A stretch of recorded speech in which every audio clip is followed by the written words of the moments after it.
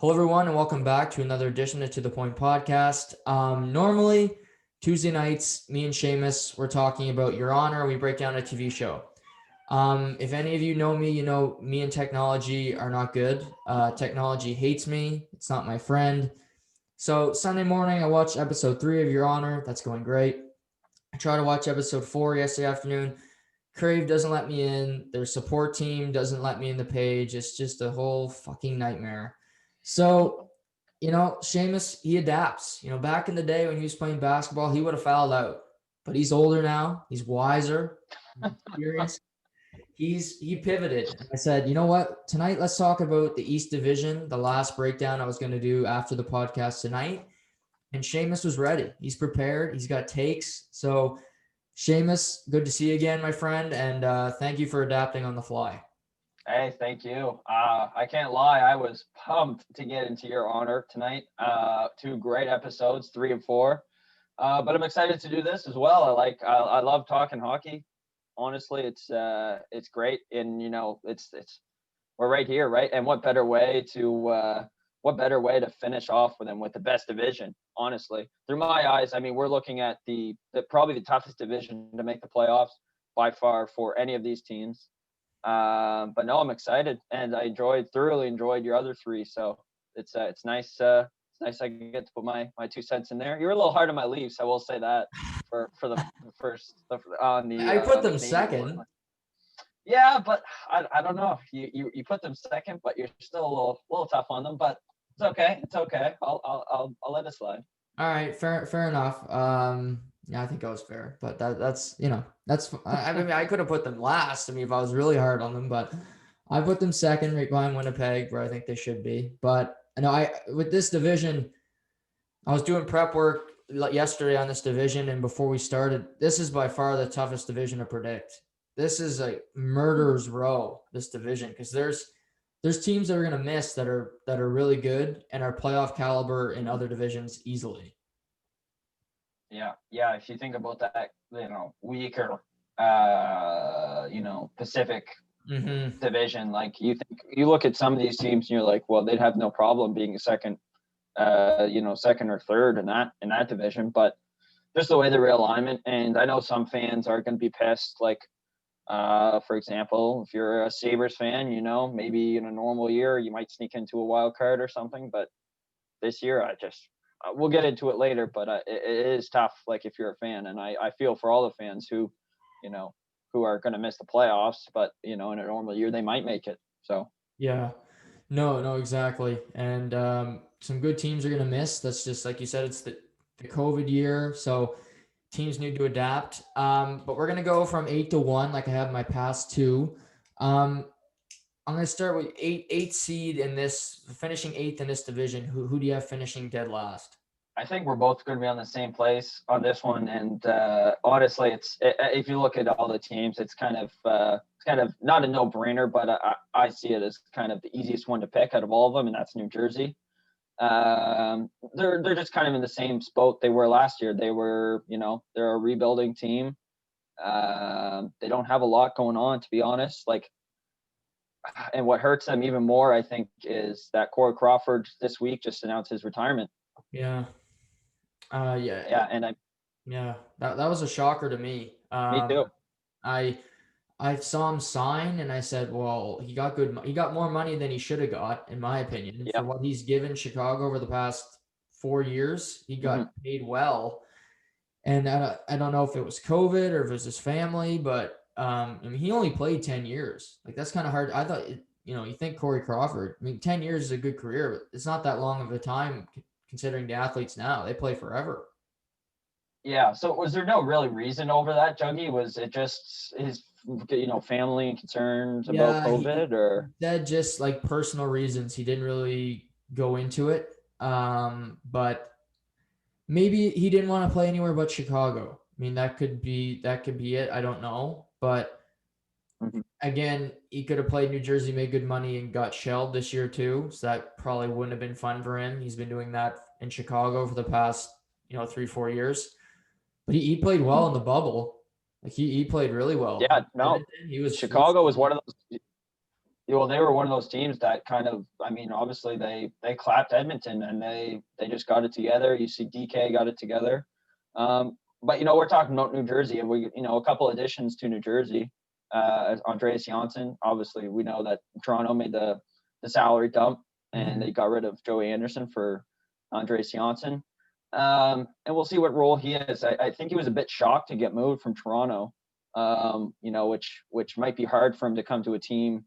You come from a team that was doing so well, or I shouldn't say so well, but better than New Jersey. And now you're a top 6 in New Jersey, but, on most teams, he's probably a third line left winger, I'd say. Yeah, for sure. It's definitely a transition for him. And yeah, New Jersey, and this is the thing, Shay, when you get first round picks, you got to make them work, especially first overall picks. New Jersey's still in a rebuild, but it's so crazy. They've had 2 first overall picks in the past 4 years. Yeah. And Nico Hischier and Jack Hughes, early returns, they're number 2 or number 3 centers. Yeah. Hischier's a number 2, I think, on his best day. Jack Hughes last year, it was ugly to watch at points for him. I felt for him.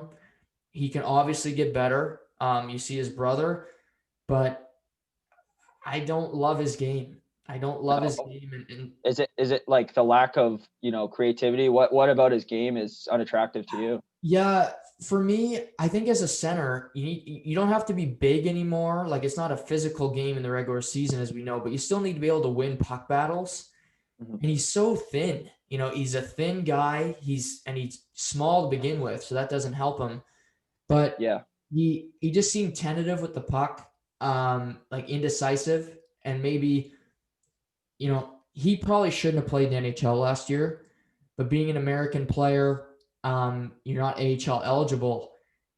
He really had nowhere to go because he never played college hockey. So they would have to, a Q team could pick up his rights, but he's a guy that I think the New Jersey should have sent to the World Junior Hockey Championships. He was still of age.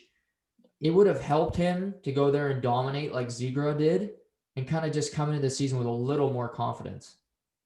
Yeah, and I think you mentioned that on one of your other division reviews about player. Like, there was a lot of these weird players that, maybe should have went there, got the confidence to walk into this season and be prepared. Mm-hmm. But yeah, the teams just didn't want it. They didn't want to risk them getting hurt. But if you're New Jersey shoes, I mean, what do you have to lose? Like, if you get a Kirby Dach situation, I mean, you're really not going for it this year. You know what I mean? No, you're finishing bottom 5 regardless. Yeah. So what's the big deal if you don't send him? Like, they really should have sent him, and he would have got that experience and would have been a leader on that team for sure. But yeah, no, it was just weird. And I totally agree. Like, either one of them right now looks like they're going to be a first line center.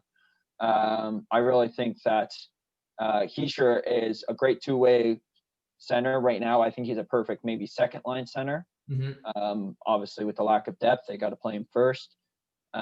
Is he even hurt right now? Maybe walking into the beginning of the season? He might miss the opener. He's kind of up in the air right now. Yeah, so I mean, it's going to be a struggle. This is a team with a lot of great prospects, but this podcast solely on what we're going to talk about this upcoming season. So no doubt in my mind that they're bottom of this for sure. Yeah. The best, another key problem, and this is going to sound harsh to all you PK Subban fans, but they don't have a number 1 or a number 2 defenseman because PK is 3rd or 4th right now in his career. And he's their number 1. That's a problem. That's a big problem. Awful year last year. Travis Zajac is still relied on. He's 35. He's been done. But he's there for experience. Yeah, he's there, for locker room and all those intangible things that you can't measure. But I look at their cupboard. Nolan Foote, obviously that was a trade that they made with Tampa Bay in the Blake Coleman deal. That was a good pickup. He's got an elite shot. If everybody can remember him playing at the World Juniors 2 years ago now. He can shoot the puck. He's a good player. Dawson Mercer, I think, showed well at this year's World Junior. He's not going to be an elite goal scorer, but I kind of see him as, to use your Leaf, Shay, as a Zach Hyman, the worker bee type player, that the Darcy Tucker that can finish but also works. So I like those two players, but yeah, I mean, Mackenzie Blackwood is going to have a lot of pressure on him. It's going to be tough for him to look good, like statistically this year. And his backup being like Scott Wedgwood, who, Who's that? Yeah, who is that? Yeah, that's. Yeah, to your point, like they don't have a number one. They upgraded their blue line by going out and getting Ryan Murray from Columbus for pretty cheap, and they also took back Sammy Vatanen. So their blue line is Vatanen. I mean, you can say what you want. He's a righty, but he's not exactly a star. Yeah. So they got a couple blue liners, but yeah, they really don't have that guy. I know Damian Severson's pretty good defenseman. He's probably their best defenseman, maybe. I would say over PK. Yeah, I agree. But yeah, anyways, we don't have to spend too much time in New Jersey. But like you said, I love Nolan Foote. I think he will be in the NHL. He's got a great shot, and I think maybe that solely will get him there. They've got a couple blue liners coming up too, like Kevin Ball. Yeah, the 6'7" guy from 67s, Ty Smith, the Russian. I can't get his name right.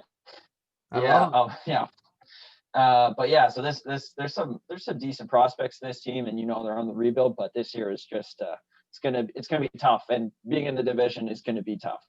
Right. So we both agree there. Going to 7, I think this gets interesting at 7 because I think we could have different teams here. We could be the same, but who do you have at 7? I have, and I know they made an addition this year, but I have the Buffalo Sabres.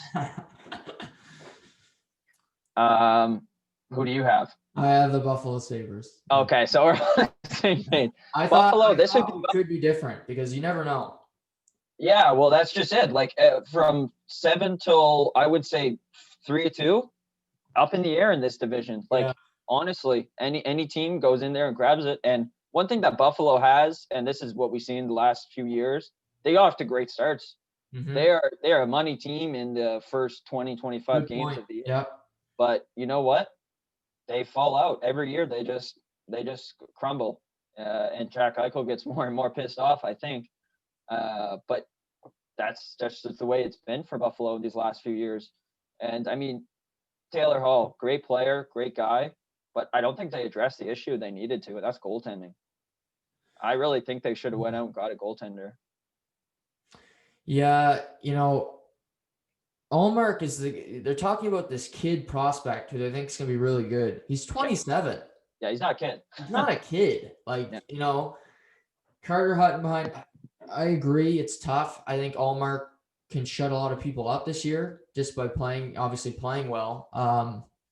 But yeah, Taylor Hall is a good addition. I agree. Your point's well made with the Buffalo Sabres and the way they start seasons. I mean, last year they started 8-2, and then it was just a disaster from there. But, Taylor Hall is a good player, but he's injury prone.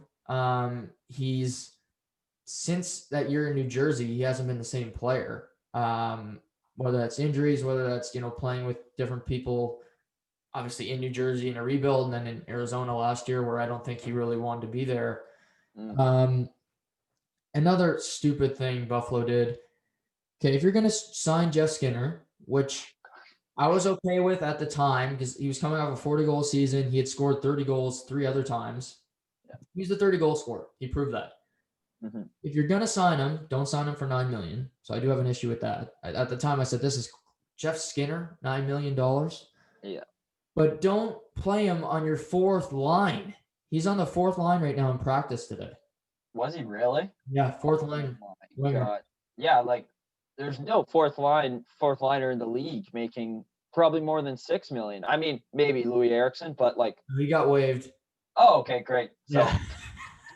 no one got to worry about him. But no, but for real, it's just insanity, to be honest. That he makes that much money. He didn't have a great year last year. I mean, it showed. For you, is this a typical? I'm gonna hit the bank and then I'm gonna dip, or is that just a bad year for him?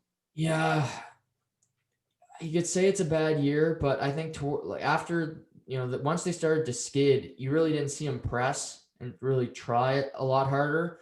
I thought I gave Eichel a lot of credit because I thought through the whole year he played well, And Right, yeah. even when, I remember they played Toronto late in the year, right before the shutdown. It was like a Friday night, and I think they beat them in overtime. Eichel had like 4 points. They were still clinging, hoping, and he brought it game in and game out. But Skinner, he's a player that's going to score 10 and 10 and then score 1 and 10. He's a hit and miss guy. And I don't know if I don't think he brings it consistently, which obviously is such a bad trait to have.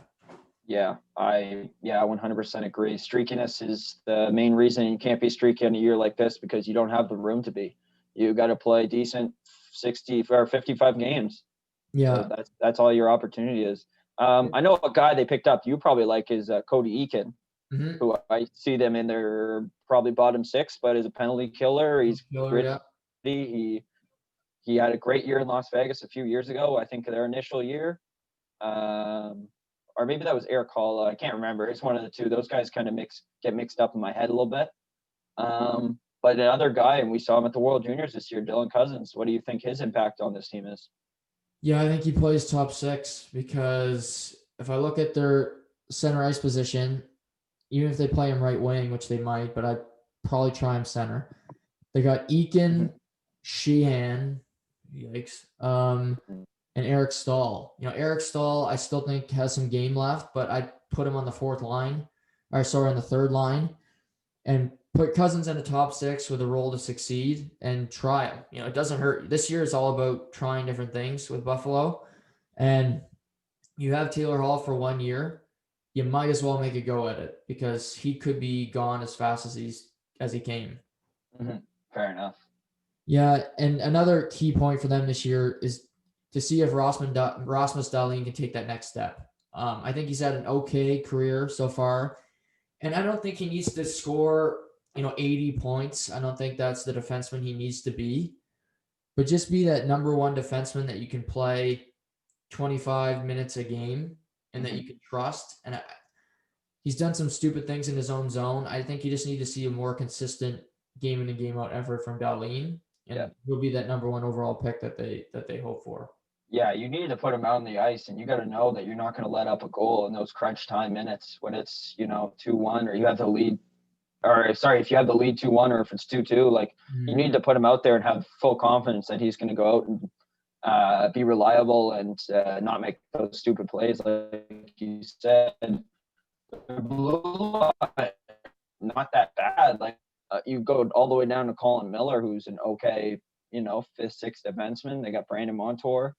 They've got McCabe, Ristolainen. They've got a decent blue line. So I don't know. Anything could happen in a year, but I just still see them being a bottom feeder, just the way they played in the past. Yeah, no, we're on the same page still. You got Hall, like we said. Eichel's a star or superstar, depends on your metrics. Sam Reinhart's a good player. So Buffalo, we got them 7th, but they could easily make some noise here or play spoiler down the stretch here to some of the top teams. But you're going to be dangerous for sure. Okay, 6th. This is another one. I actually think we'll have the same team, but who do you got 6th? 6th, and this may become a surprise to some people, but I have the Pittsburgh Penguins as my. Oh, you got them too? No. Oh, okay. So I'll give a short explanation, and we'll see what you say. But yeah, I just think this is the year that Gino and Sid are just not going to be able to pull this team to a playoff spot. And the writing's on the wall. They're 34, 33 years old. They're not young lads anymore. They're both still terrific players, I think. But if you're Jim Rutherford, you're focusing your money on the wrong place. You're putting your money towards your defensemen, and you need to give these guys. You need to give your top 9 some money. I know they went out and got Jason Zucker. They added Kapanen this year, who I think will play well with Crosby or Malkin. Mm-hmm. You have oh God, I'm blanking. The left shot. Yeah, they have Jake Gensel, who's terrific. He's a 30 goal scorer in my mind. But you got these guys on defense, and it goes right back to the Jack Johnson deal. What are you doing paying these guys? Like, I just look at, CC, whatever. You got him for $1 million. Great. He can be a seventh defenseman for all I care. He's Good in the room. Better than you know where. Yeah, good in the room. But yeah, then you got guys like I don't think Pedersen's that bad. I see him as maybe a fourth defenseman on a team. Then you go out and get Matheson, like Mike Matheson. Yeah, I Really? hated that deal. That is, I mean, I know you're trying to get rid of Hornquist, and that's not easy. It's a problem for a problem. Yeah, I mean, you mentioned it in I think when you did your other one. It's just not a good deal. It's not a good look for Jim Rutherford. Like, I'd be frustrated if I was a Pens fan, and I don't know. I just don't see this. I see this team being okay. And another major problem I haven't even got to yet is Jari has one half good year under his belt. He had to make that decision. He's going to lose Jari or Murray probably when Seattle comes picking, and they pick Jari. But Jari's not proven. I have a hard time with goaltenders who are not proven yet. Even though they have more time in the NHL and blah, blah, blah, blah, they're still, to me, that's a touchy subject. And I don't think Jari is just right there yet. No. And I think he's going to have some growing pains this year. Yeah, no, all very good points. I don't love their forward position either. I think Kapanen should play with Malkin. I don't think he should play with Crosby. I like the two of them together. I like they'll probably play him with Sid because I think he's kind of like, he's a better Dupuis. Better than, Chris Kunitz. Oh, I hate Chris Kunitz. But, you had a hard time spelling out that name, let alone to say. Just, I think of Sochi and just how embarrassing that was for our country. But Chris Kunitz. Yeah, I like Dumoulin a lot. I think he's their best defenseman. A lot of people hate when I say that because Chris Letang's there, but I think he's better than Letang. Letang, he's almost in Erik Karlsson territory for me.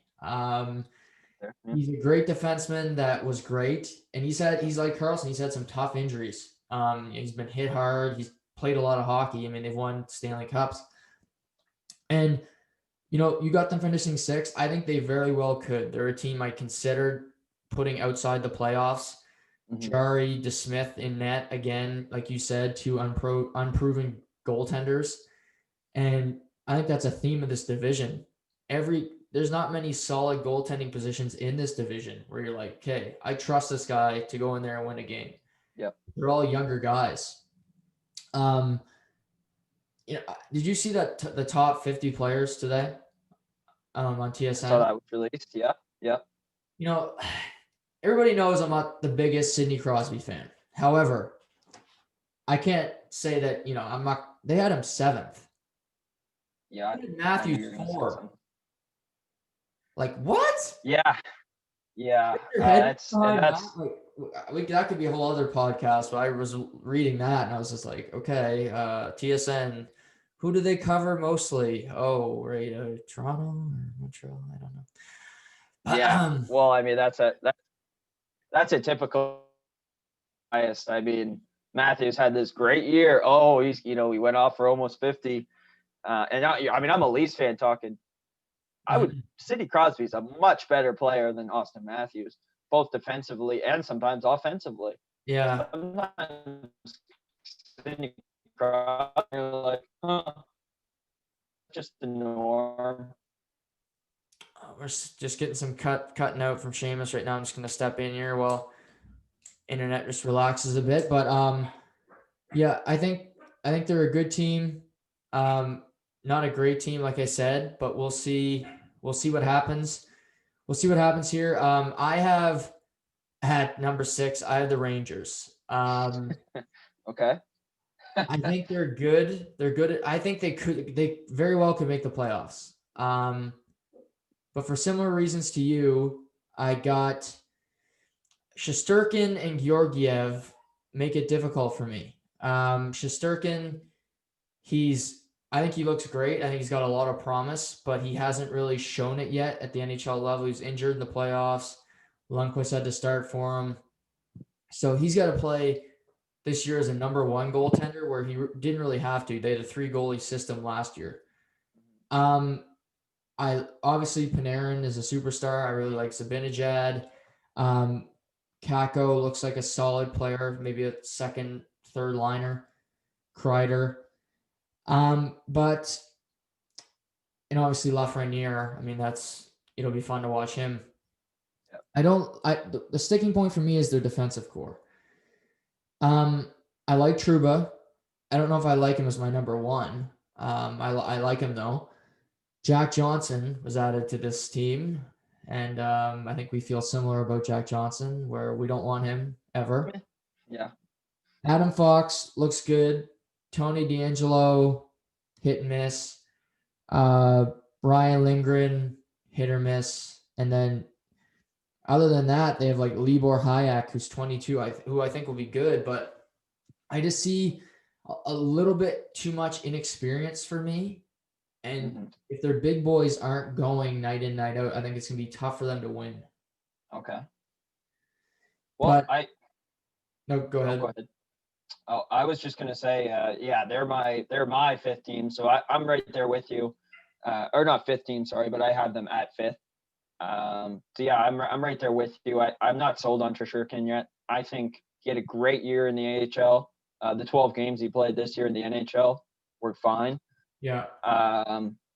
But not sold on if he's their number one. Just like when I said with Jari, like it's going to take a lot, and I think you're going to have to put some solid defensive defensemen in front of them. And I just don't think that's what New York has right now. To your point, they got a lot of young defensemen. They got rid of Mark Stahl and shipped him off to Detroit to pass away, I guess, or whatever you want to say. Like that's a sinking ship, but he's their leader, or not leader, but he's their veteran D-man. And they got Brendan Smith, who's he's a third line pairing, but he's not going to be your shutdown defenseman. No. So yeah, it's like to your point, like I think the Rangers are gonna be good.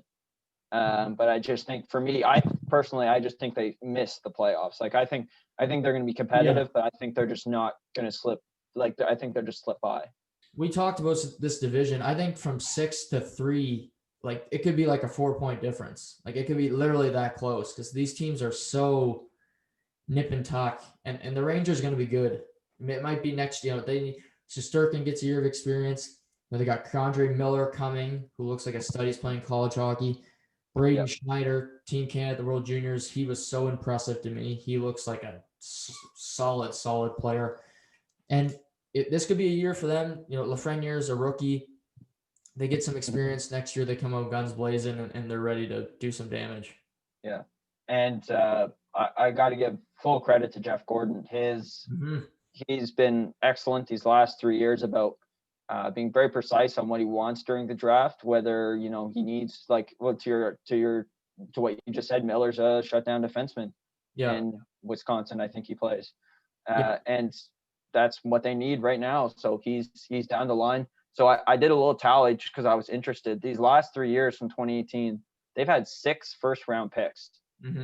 6, that's good, and they're not a bad team. They're not New Jersey. They're not the LA Kings. They're a decent team, but they have good picks. They got lucky this year getting Lafreniere. Personally, I don't think a team as good as they were should have got that pick. That should never happen.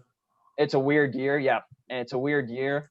And it'll go back, and everyone will know it. But at the same time, I think you're right. Like they've got guys down the line that have a lot of potential, like a really deep prospect pool, I would say. No, absolutely. So you said you got the Rangers at 5, just missing. Yeah. Yeah. So this was tough. This team that I put 5, I have a ton of respect for. They've had a lot of success in the playoffs the past 2 seasons. But I have just missing the playoffs, the New York Islanders. Boy. The New York Islanders just narrowly missing the playoffs. Okay. Like I said, this is so tough. I'm sure I'll be wrong at this division more than any other one because it's such a logjam. These poor teams that got put together, it's so unfair. Even like this division does laps around the Canadian division when it comes to making the playoffs. I mean, Canadian division is tough, but nothing like this one. Mm-hmm. But and I really like this roster and the team I put forth. I almost made them miss, but I have a lot of respect for that team too. I like Barzell. I like, they just re-signed him 3 years, 21. Brock Nelson's a solid player. John Gabriel Pageau, good third line center, but overpaid for third line center, but nevertheless. Cizikas, Martin, Clutterbuck. It's my favorite fourth line in hockey. It's one of my favorite lines just because they still mash it to pieces.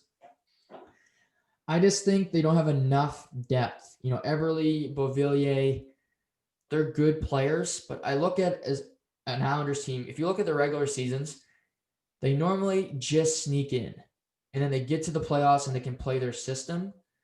Where I don't know if 56 games is going to be enough time for them to get in there. They're a team that needs the 82, and Thomas Greiss is gone. He's been an underrated goaltender for them in the past couple seasons.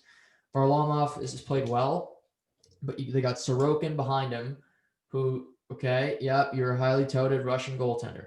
Good for you. I've heard a lot of Russian touted KHL players that were good, and Shipashev's still in Russia. He's played 2 years in the A, so I'll give him credit for that. I just see them just missing, missing, but I like the team a lot. Yeah, so they're in a very much different spot than I have them at. So I'm going to leave it for now, and then we'll get into our fours here. Top two. I'm not gonna announce it now, but since we're on the talk, like I still think they're strong, and you make a great point about them needing all 80 games. I think that's 100% true. But I just think I don't know. I just think that this year, I think Barzell is going to get a little bit more room than he's used to. Right. And when I say that, I mean I think they're going to let him play the way he wants to play, not fully, but just a little bit more than he wants. More freedom, yeah. A little bit more freedom, because we know that this guy's a run and gun. I'm going to put up as many points as possible player. That's just the way he plays, and maybe that he'll always play like that. But the way that Lou and Barry Trotz have got him in their system, that's not their type of style. But I think that this year they're going to maybe switch it up and let him go a little bit. Yeah, and to your point, they may be forced to, because they may be in the standings where they're like, okay, we need to win tonight, and check, defend is not going to do it. Right, exactly. And I think going back to what we said about maybe the weaker goaltenders in this division, I think that's where he's going to dominate. He's going to maybe tear apart these goaltenders like he couldn't do in maybe some other divisions. So I think that's where he's going to be strong. Not to get on Barzell, he definitely has his flaws, just like any other player. Yeah. But he's just so gifted with the puck. So, but yeah, no, I think that their team hasn't changed a whole lot, Juggy. Honestly, they got rid of Greiss, which was a big loss. Sorokin, like you said, or what was his name? Sorokin. Yeah.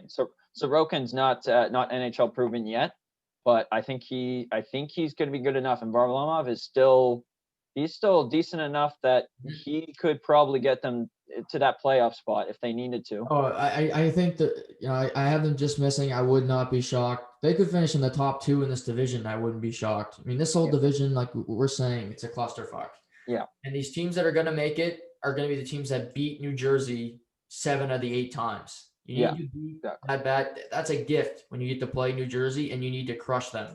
Yeah, you're licking your chops when you see New Jersey on your roster, because that's got to be a for sure win.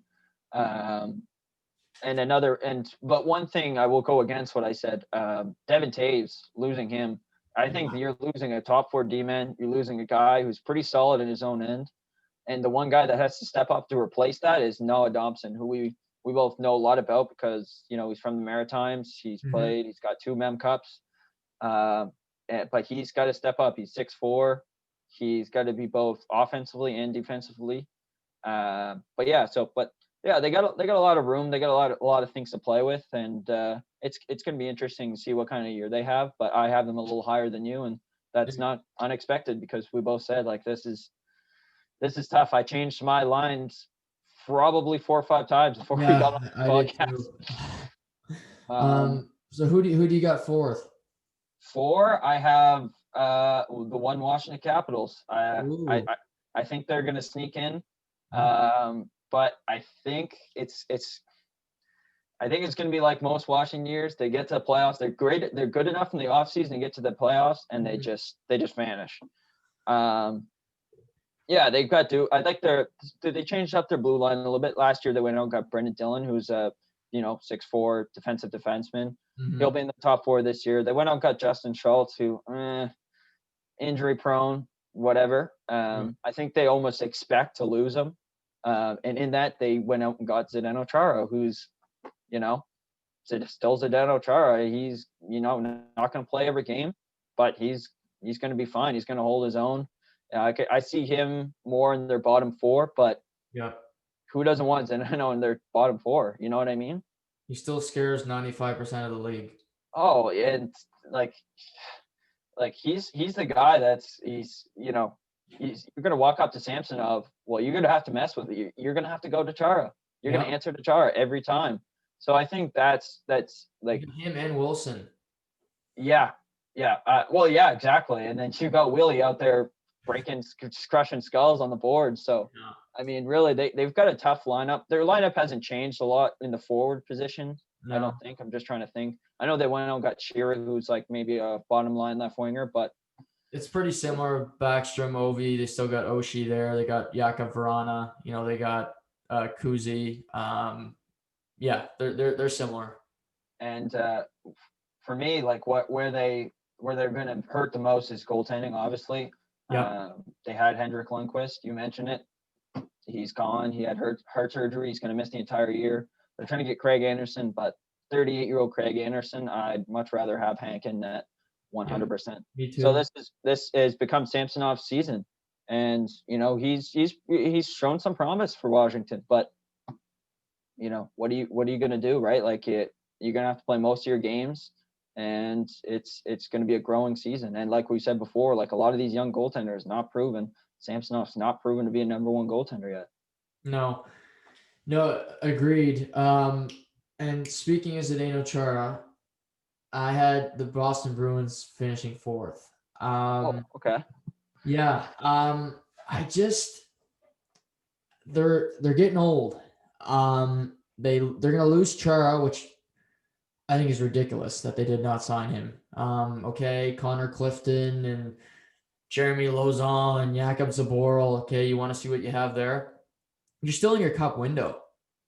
Like Patrice is only getting older. Marshy's there. I mean, Pasternak's still a young player, but Chara gives you a better chance to win night in, night out than Clifton and Lauzon. And they'll miss him. Tuukka Rask is coming back after he quit the bubble. He can tell me his sob story about his kids, and I'm sure he loves his children. For all the parents out there, yes, of course, you love your kids. I love kids some days, never really, but but he quit. I mean, that's just a fact. That's my opinion on it. But I like Rask when he's there. I mean, he's been one of the more consistent goalies in the past decade. 100%. It sounds like Marchand might actually play to start the year, which helps. Pasternak, I mean, you know how I feel about Pasternak. I love Pasternak. I think love you some pasta. He's one of my favorite players. I think he's one of the top 7 or 8 best players in the NHL. But I think they just have enough left with Krejci. Got Bergeron up the middle, Charlie Coyle, Corrali. That's a strong top 4. Mm-hmm. And I still think they have enough parts from their winning ways to get into the playoffs. Yeah, it's gonna be tough. Like losing Krug and Chara, those are substantial losses. Yep. And they never filled them. Like they didn't go out and try to get Travis Hamnick. They didn't go out and try to get Sami Vatanen, who's not that good, but would have been an upgrade maybe to what they had. Yeah. They have a lot of faith in Zaboral, but we'll see. I'm not sold on him either. Yeah, it's a weird year for Boston because if Pasternak's out long term, if he misses more than 10 games, they'll miss the playoffs. Seriously. Yeah. Do you think that's all it takes, eh? I think so. He's so important to what they do. And So I have this written down as a question for you. yeah, If you're Boston this year and you look like you're not going to make the playoffs before trade deadline, like it's almost impossible. Like you said, maybe Pastrnak gets hurt halfway through the year, and right. playoffs are just out of the picture. Do you think about trading David Krejci away? If This you is his can, yeah, this is absolutely. his last year of his contract. Yep. Seven million on there. Not unattractive, But even so, Shay, because it'll be halfway through the year, it'll only be half of that, and most of it will be paid, so it won't be even, the cap hit will be less. okay. So that's what the We'll have main to pay thing is. him less money, and then so I think you have to if you know you're gonna miss. Right. You can try to get something for him, a draft pick at the trade deadline for Krejci. You get a first. For Think so? what teams have given for firsts lately, I think you can get a first. Yeah, they've been pretty willy-nilly with first round picks. I mean, I think that's just a fact. I think Yet Jay forwards have been going for first round picks at the deadline. I mean, didn't John Gabriel Pageau yeah, they first, get a first for him? yeah, That's oof. Anyways, third line center. yeah, good third line center though. Like You he'll know, fight. He's gritty. yeah, but he's not top two. No. But yes, so yeah, I have the Bruins just sneaking in there, but number 3, I'll go quick. I have Pittsburgh. You have them obviously missing the playoffs. Like I said, between six and 3 or 2, I think it's going to be very, very close. Mm-hmm. Matt Murray gone, a lot of pressure there. But I think Crosby and Gino are both going to have big years. I think they're hearing that they're older, that they're kind of getting over the hill, they're long in the tooth. I think they're going to come out, play some good hockey, and do enough early so that they can rest a little bit down the stretch and squeak into the playoffs. But I could see the Islanders leapfrogging Pittsburgh or Boston because the Islanders are a solid team. So who do you Yeah. have 3?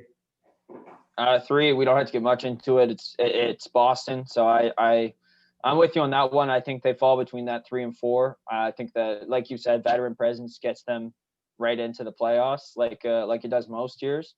We'll see how they fare in the playoffs without guys like Chara and those grittier players. I think the addition of Craig Smith. I know most people are just like, man, it's just Craig Smith, but I think it's important. I think it brings them a little bit of depth in the year. And with this year, everyone's going to be playing a lot harder right off the gate because they know that window closes very, very quickly. Mm-hmm. And I think it's important to have depth. And we'll get into it more with our first round pick. It's looking like we're both going to have the same numero uno, but yes. Okay. So who do you? So we just did 4. Who do you have at 2? Who do you have at 2? Islanders? I have the Isles. I have the Yeah. Isles at 2, and I don't have to get much into them because we already talk lots about them. But yeah, just gonna willy nilly, and I think their style of play this year is gonna come in handy. I think it's gonna be interesting to see like just how well this machine works, and I don't know. I just see them beating up, bruising up guys like just all season long, and then just carry that right into the playoffs. And that's why I think like the difference between them and the Rangers, not only experience, but is that kind of X factor of being a little bit more gritty. Right. Yeah. I'll say this right off the bat. The team who wins this division, that coach should win Coach of the Year. Right. Yeah, that's fair. fair. I don't care if Tampa Bay has 20 more points. They're playing Chicago and these dumps Detroit every second night. Like if you finish first in this division, I don't care if you finish 1 point ahead of the next best team, that coach should win Coach of the Year because you had to work your tail off to get there. And whether it's whoever we have, say Boston, Bruce Cassidy won the award last year. If they get to 1 with Pastrnak missing start of the year, no Chara, give it to him again because that whoever finishes first here, I think it would be incredible, and I think they should win it just off the bat. Yeah, and you think about how many great coaches are in this division. I mean, you have Mike Sullivan's a great coach. Peter Laviolette's been to 3 Stanley Cup Finals. Trotz. Yeah, I mean, he's might be the best coach in the NHL right now. Barry. I mean, it's hard to say he isn't. Even is it Kruger or who's the Sabres head coach? Mark Ralph Kruger. Yeah. Ralph Kruger, he's good. AV in Philadelphia. He's yeah. been to 2 Cup Finals. I mean, yeah. So these are really well coached teams, and I think that's a great point. Like whoever wins this should be up there for the coach of the year. So, like you just said, year 2, you have the Islanders. Obviously, that means that you have the Philadelphia Flyers, number 1. I, like you, don't. I want to make it kind of suspenseful, but I have Philadelphia number 2. Okay. I was very close to putting them 1 because they finished 1 last year in the Metro. Obviously, with AV having a great year. I have them finishing 2nd, just behind the Washington Capitals, obviously. It's tough because both of these teams I have up here are veteran teams for the most part. Philly, we mentioned having consistency on a roster. They lost Matty Niskanen, but they have the same roots that they had last year, which I like. Obviously, if you look at their centers, Couturier, Konechny, Kevin Hayes, Scott Laughton, that's hard to beat. They still got Giroux. They got Jakub Voracek. Oscar Lindblom, I think, could be an X factor. Obviously, everybody remembers him having cancer last year. Seeing him, he's an inspiration. He's kind of like an Alex Smith to me. So I wish him nothing but success. I think the Matty Niskanen is a bigger deal than people are giving it credit for. He was really big for Provorov last year. Provorov got to, play a little free range, and Niskanen was there to, make up for his mistakes when they were there. Mm-hmm. But they're a good team, and the biggest thing for Philly, and I think you'll agree with me, have them finishing 1st, is they have the best goalie in the division. Other than maybe Rask, but I think Carter Hart's younger, and I think he's right there with Tuukka Rask right now when it comes to goaltending. Yeah, and every year he's in the league is great because he's just going to get better and better. Tuukka Rask is capped at right now. Tuukka Rask is not getting better. No. But think about how great Carter Hart's been last year. Well, he can be better. He's just that kind of guy. I think even if the Flyers don't have a great year, all that experience, like playing in this division, playing against these great players night in, night out, just going to make him into the Vezina winner. I think he will be one day. Yeah, it'll help Canada win the next gold medal. You're goddamn right. One thing I will say, does Matt Niskanen pull a Justin Williams? If Philly's having a good year, and do you think it happened? Or is it for sure like I'm done with this? Who knows? I mean, we've seen it twice now with Williams and Mike Fisher. Yeah. The only difference I see is those 2 players were captains of that team prior. Yeah. I think Niskanen was a leader of this team. He's a well-respected guy around the NHL. Yeah. But I just think he's so young. He's got so much more to give, right? That was a shocking retirement. I couldn't believe it. No, yeah. And I 1000% agree with you about Niskanen helping out Provorov. There's no way you replace that with Justin Braun, which is what Philly, I think, is trying to do right now. Like, that's just not going to happen. Like, Braun's a shell of the man that Niskanen is.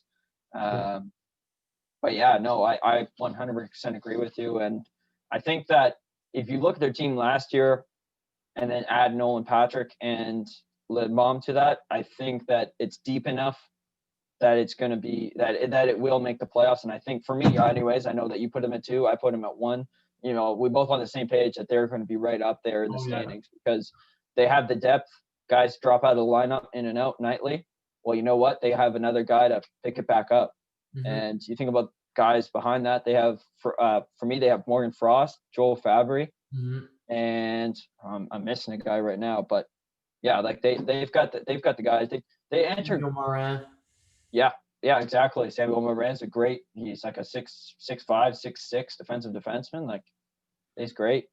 No, they got a deep roster, and they're right there. I think they're a Stanley Cup threat in the East.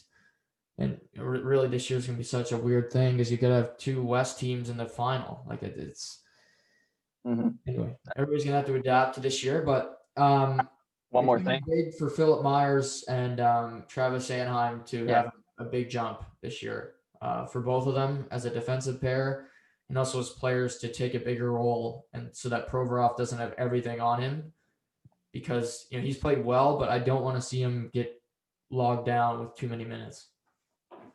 Yeah, I 100% agree. We saw this combination in the playoffs, I believe, last year of Sanheim and Myers, and they really outshone. And I mean, good for Myers going undrafted, getting picked up on this team, and now being slotted into that top 4 position. I think it's great for him.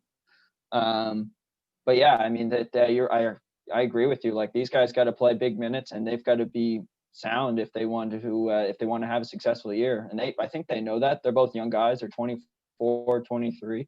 But I think maturity is a big thing, and they have to show that for sure. Yeah, so no, we're in unison there. The only thing, I have Washington finishing first, and I had Before we move on to Claude Giroux, I gotta say one thing. Or before we move to the Flyers, happy birthday, Claude Giroux, who turned 33 today. That's all I can say. Okay, well, happy birthday, Claude. Win now because you're getting a little old. So to be fair to myself, I had the number 1 team written 3 different times, and I scratched it out. Originally I had Philly, then I went to Washington, then I went back to Philly, and then I scratched out Philly and put back Washington. So technically 4 times. Okay. I just think Laviolette, his first year with teams, they always have success, and I'm going to rely on that. When he went to Nashville, they caught fire. The first year, they made a deep run. Washington still is a veteran team that is not far off. They won a cup 2 years ago. They still have Alexander Ovechkin, who, until somebody beats him in a goal-scoring race, he's still the best goal scorer in the NHL. Nick Backstrom can still pass the puck almost better than anybody. Kuznetsov, when he's not doing coke, is pretty good. Carlson, solid defenseman. I think they need Michael Kempny to come back healthy. He was a great pickup for them. Yes. When they won the cup, he was a really small deadline deal that paid off in big dividends for them. I don't love Justin Schultz. Never have. I liked him in Pittsburgh originally. But I just think they have enough of a nucleus that they can pull it together. They're a veteran team. They know what they're doing, and I think they can use that to their advantage with a new coach and just a new mindset coming into this year. If you're Washington and you're the general manager, are you thinking, Samsonov starts to stripple away a little bit at the beginning of the year? Are you going to go out and make a move for a goaltender, or do you think that's not an option? I think you get a backup that's not a major threat, but can play. So if I think around the league, I don't see Boston parting with Halak. He's a guy that would be ideal for them, but Boston has him under contract, and he's good value for them. Yeah. I think out west, maybe you go after, say, like a Devin Dubnyk. He's not going to start for you, but as a backup goalie, he's a solid backup goaltender. Maybe it's Carter Hutton in Buffalo if he struggles. But I think you got Samsonov's your future. You let Holtby walk, so I think you have to let him go through that growing pain. And they had Henrik before, so I don't think he'll be scared or kind of unmoved if you bring in a veteran goaltender to play alongside him. Fair enough. But he's going to have a lot to prove again. There's a lot of young Russian goaltenders in this division primarily. I mean, you got Sorokin, we mentioned, you got Shesterkin, you got Samsonov. It's Varlamov is obviously a Russian. He's a veteran, but another Russian goaltender. So it very well for first and second for me. Philly could finish first because of Carter Hart. Brian Elliott's one of the top-notch backup goaltenders in the NHL too. It's hard to beat him when it comes to backup goaltending. Mhm. So I just like the Washington a little bit more when it comes to just explosive plays, but these two are so replaceable for me. It could go either way. Yeah, and I mean, I think we're both on the same page that Capitals will make it to the playoffs. Yeah. They're just that team that plays really well in the regular season. Ovi just produces, and that's what time has told us that he's going to be a goal scorer. He's putting up an easy 40 every year, which is it's insane to say, let alone do. So it's kudos to him, and I think Capitals will be right there in the playoffs. And who knows, maybe Samsonov turns into something that unexpected and has an unreal, I would say, first year as a star or as a number one goalie, and maybe they go on and run, and who knows, surprise some people. Yeah. But just this division's gonna be a lot of fun to watch. I think it's Pittsburgh and Philly play tomorrow, the first game of the season. It's a 6:30 start. So this division will be fun to watch all year. This year, if you guys don't know, you only play your division. So I think Boston plays New Jersey 10 times. So that's one favor for them. You get the worst team in the division 10 different times. Boston plays Washington 8 times. That's Chara playing his old team 8 times this year. 4 of those, 4 of them being back-to-backs. So, wow, those will be fun. Boston, Washington are going to be must watch for me because I think Chara, he's protected those young D in Boston for a long time. If you see McAvoy make a rush up the ice, I don't think Chara's not going to try to hurt him, but I think he'll make him pay a little bit for coming at his goaltender. Yeah, well, and it's not only a shot at him, but it's a shot at management. It's a shot at Neely. yeah, just get it back at him. Out of all the teams, now that we're done your review of all the teams in the leagues, what team from the division are you most eager to watch? Out of all the divisions, not just all the divisions. Good question. You see the moves, you see the changes. Right. What team are you looking at saying, "Wow, I can't wait to see what this looks like"? I'll put one that's obvious, and I'm going to come up with another one just kind of outside the box. I'm going to say one, Colorado. I love watching Nathan McKinnon play. I think the Devin Taves edition was really good. They need to add a goalie. That's what's holding them back from winning a cup this year for me. But they're just so fun to watch. I mean, watching in the playoffs last year, even playing Dallas, who's more of a boring team, that was must-watch hockey. And I'm going to say the Rangers. They got a lot of young players. I want to see how they fit together. I want to see if Panarin can have another great year. I think Zibanejad scoring 40 last year. I want to see how he can build off that.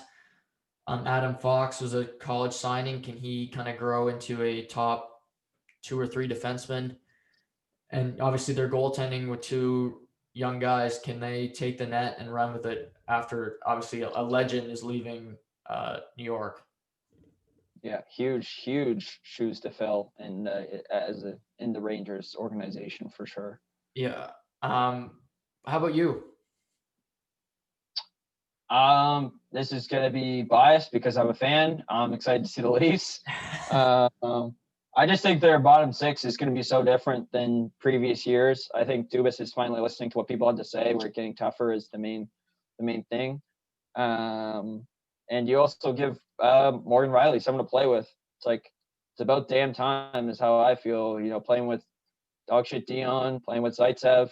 No, you're going to give TJ Brody, who's not a star by any means, but he can play with a star defenseman. We've seen that in Calgary. So I'm excited to see it. And I mean, it's always nice to see Matthews put the puck in the back of the net. Yeah, and honestly, I forgot the team that I've been most excited about. I can't, just went out of my mind. It's Montreal. Right. Fair enough. I love what they've done. I think Bergie, he's done a lot of good things here. I think they'll make the playoffs in the Canadian division. I love Josh Anderson. I hope he can come back healthy, and I hope he rips up the league. because I'm just a big fan. He's another unicorn player. But Montreal will be fun to watch because it could go great or it could crash and burn, and it could be, Bergie on his way out. Yeah, I think that's what you mentioned in your last time. This is his kind of last hurrah. And you look at the core group of players there, Shea Weber, Carey Price, you have something very special that you need to act on now. Yep. And this is what I wanted to bring up with you. And I brought it up to a couple other people. If you're Montreal, you hear that Pierre-Luc Dubois is looking for a big market. He's a French kid. Do you give some interest in, giving something over? And if so, what do you give over to him? Yeah, it's obviously it's going to be a first rounder. I mean, that's the obvious. If I'm Columbus, I want a haul for him. Right. Probably first rounder. They're gonna have to move some salary to get him. So obviously, you're not parting with Suzuki. To me, I think you have to try to keep him as long as you can. They're not going to want Petrie because they got so many good defensemen. Petrie's an underrated defenseman in the NHL. He's really good. Maybe you trade Caden Primo, their goalie. Yeah, that would work. Maybe Columbus loves young goaltenders. He's a guy they don't have to pay. Up front, they just made a deal for Domi and Anderson, so it wouldn't be out of this world for the two to do it again. I just look at that right side and I'm thinking like Montreal's got a lot of great right wingers. Yeah. I'm not going to be surprised. I know they just signed him, but I would not be surprised if they said, we'll give you first, Caden Primo. I was going to say Toffoli. Very well could. He's another good ad for them. I like that. Vancouver let him go. I would have kept him. Yeah, 100%. But yeah, it's interesting. I love Dubois as a player. The past couple of years, he's really showed up for them. But I'm not getting rid of him unless I'm getting something very good in return. Yeah, I did love him in the plans when he kicked my Leafs ass, but that's another story. So just to recap, let's go from 1 to 8 from our teams here in the I don't know what's it called, Metro. You go first. So I'm going Flyers, Islanders, Bruins, Capitals, Rangers, Penguins, Sabres, Devils. So I got Washington, Philadelphia, Pittsburgh, Boston, Islanders, New York Rangers, Buffalo Sabres, and the wildly popular New Jersey Devils. Wildly popular. So there's not too. To be honest, though, like with how much this could have went, I think we're pretty similar in the sense that you had the Islanders out of the playoffs. I had them in the playoffs. I had the Penguins out of the playoffs. You had them in the playoffs. But other than that, we have a lot of things similar, which we're very close. Yeah, closer than I initially expected to. Yeah, me too, honestly. Yeah. I thought you'd have the Rangers in. I wanted to, and I really wanted to, and I think they'll just miss.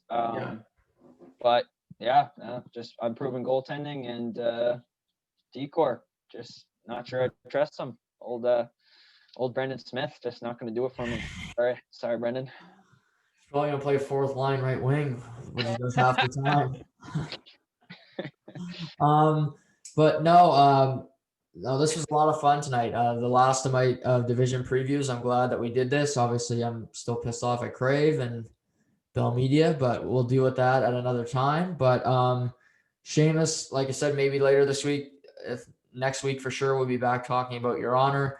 But thanks so much for joining me on the fly. You were great tonight. Great analysis and just bringing it. So I appreciate it, and have a great rest of your week. Hey, thank you, lad, and everyone out there. Hope you enjoy some hockey this week. Yeah, season kicks off tomorrow night. First game is Pens Flyers at 6:30. For you Toronto fans, which is like half of this area, they play 8 o'clock against Les Habitants, followed by the Canucks and Flames and Oilers, which is love to see that opening night. So everybody enjoy the hockey. I'll be back on here soon to talk to y'all. But for me and Shamus, have a great night, and we'll talk soon.